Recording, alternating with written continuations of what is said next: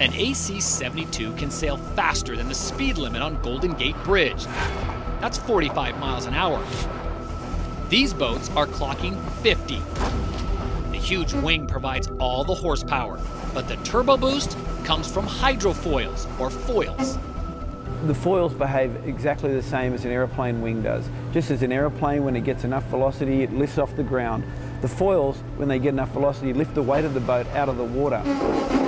The reason we do that is because all of the hull dragging in the water actually is a large percentage of the total drag of the boat. When you lift it out of the water, the boat goes 10 or 15% faster immediately. It is similar to taking off in a plane. You are limited when you're on the runway and you're sort of off down that track, and then you're up on the foils. Suddenly the boat is a lot easier to sail when you're foiling. You don't have the resistance from all that water on the hull. The actual foils themselves are relatively small. They've got to lift 7 tons, which is the total weight of the boat and crew. But because the boats go so fast, they can be quite compact and still carry that huge amount of weight. That weight and the pressure on the foils is astonishing. The foils must be able to withstand a minimum 8 tons of pressure to pick up and fly 7.5 tons of boat. During a turn, that pressure rises to 15 tons, the equivalent of 7 family sedans.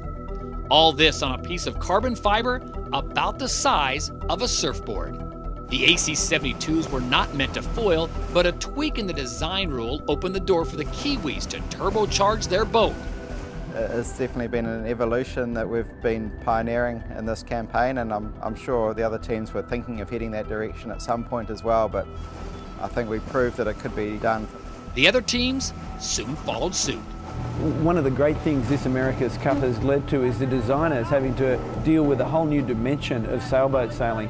Previously, it was all about the boat going sideways and forwards, but now we've got to deal with the boat going up and down, and that's a tough problem. The AC-72 design rule prevents active control on the rudder wings during racing. Their angle and rake must be fixed 5 minutes before the start. So the only way the sailors can control whether the boat is flying horizontally is by pivoting the dagger board casing. This swings the board forward and aft, which pitches the bow down or up. Getting that right is one of the key challenges of this Cup. So the whole point of trying to achieve is stable flight. So you want to have the boat foiling, about 1 metre out of the water, and it just sits in this little sweet spot and rips along at 40 knots. And if you can achieve that, you'll be looking pretty good in the racing. And the top speeds for these AC-72s?